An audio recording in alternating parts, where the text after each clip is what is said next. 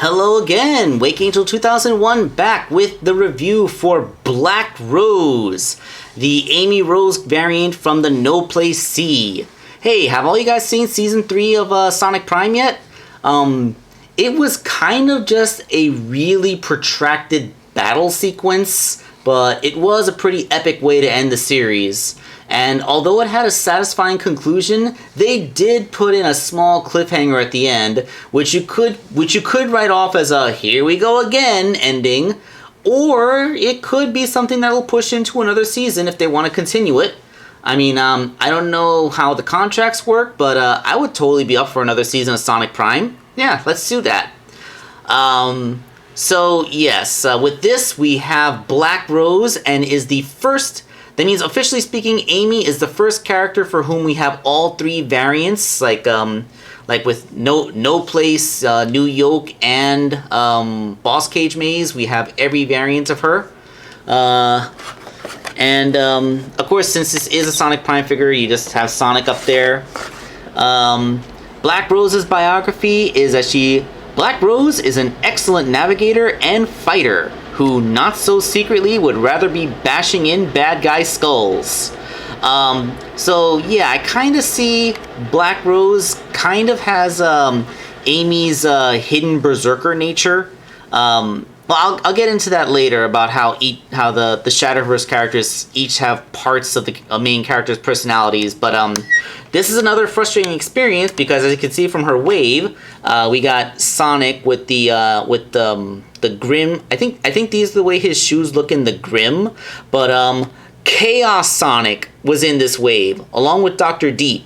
I mean, I'm okay with Dr. Deep. I think he's kind of a fun, like, Dr. Eggman in his mid-20s. But, like, seriously, Chaos Sonic. That is the figure from this series that I'm looking forward to most of all, aside from an Eggman Prime. And he was sold out by the time I got to the stores. So frustrating. In fact, this Black Rose figure was literally the only Sonic Prime figure that was in that Target. Everything else had sold, so if I had gotten there a little later so that this one had sold too, then I probably would have been blissfully unaware that they were ever there for me to miss. Oh well. Well, let's get her out of the packaging and do a review of the last of the Amy's. The last of the Roses, I should say. And here is our adorable little Pirate Amy Black Rose. She looks so happy with her big old crooked smile. And adorable with her little ear patch. I love that. And, well, yeah, like, everything about this is just so great. I think the one thing that's a little bit weird is that the shirt in her vest is kind of a really close color to her arms and her cheeks. So, like, it makes it look like this is just flesh-toned in here. Like, she's actually not wearing a shirt and just has this open vest on the top. Like, if they had sculpted her in a way to have, like, exposed cleavage in there, it would totally be convincing. I mean, academically, I know she has a shirt on under there, but they could have made it. They could have made it a more differentiated color. Is what I'm trying to get at. But yeah, like any of the other. Oh man, I love this little outfit. It looks so good. Like any of the other Prime characters, you can see she has some detail sculpting to suggest fur texture, something that the proper game characters don't have. She has a ball-jointed neck, although the nature of her spines means that she mostly only has swivel articulation. Universal shoulders, although on mine it's really, really tight on the right arm. Like, I think the ratchets were accidentally made too big there.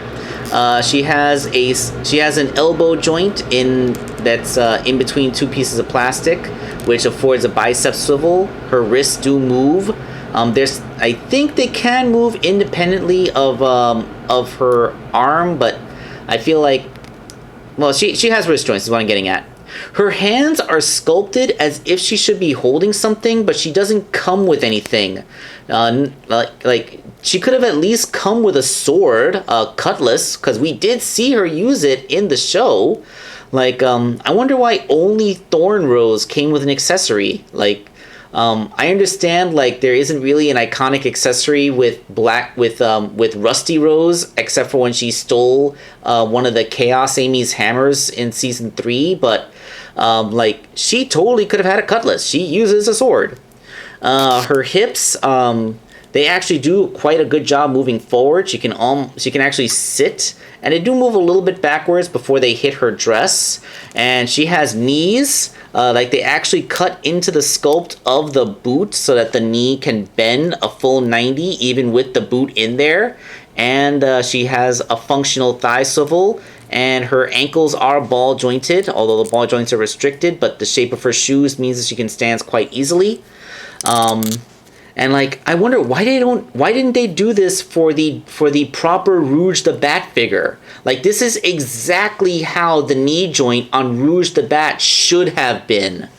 Like, I'm thinking they were so scared of breaking Rouge's sculpt that they compromised her articulation. While here on this figure, they felt like they could be a little bit bolder.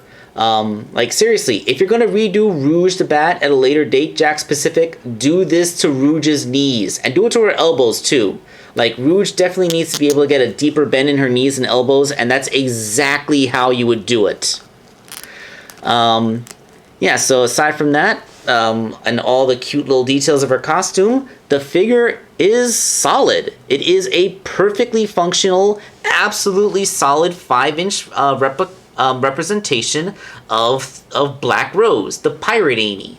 And well, the only flaw in the figure is that she has no accessories. I really wish she had at least a sword. That would have been the best thing. But aside from that, perfectly fine. And of course, now that we have all 3 of the Roses as figures, you can recreate that wonderful scene from near the end of the show where we got the 3 of them together. As sisters in solidarity. And although it is kind of funny the way their expressions are, with extremely angry Thorn, jovial little Black, and deadpan Rusty. But yeah, like, I really do like how these 3 characters kind of complete each other. Like Amy's, like Thorn Rose represented Amy's devotion to nature and her fighting spirit, which is why she kind of became an eco-terrorist. Let's face it. Black Rose was the one who was best with teamwork, which is why she serves so well as an officer on the Knuckles' the Dread's ship, the Angel's Voyage, or whatever the ship was named. And then, like, Rusty Rose represents the part of Amy what would Rusty Rose be from the trio? Like, most of what Amy was stripped away from her, but like I guess her cool-headedness. Like, I don't know if you really noticed in Amy's character development over the years, but she's kind of fulfilled a leader position in the team.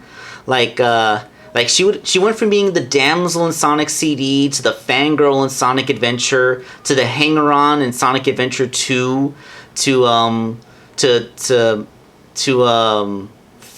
finally being the leader of a team in Sonic Heroes, and then she went on an arc to become stronger in Sonic Battle, and now she's kind of like the emotional center of the team.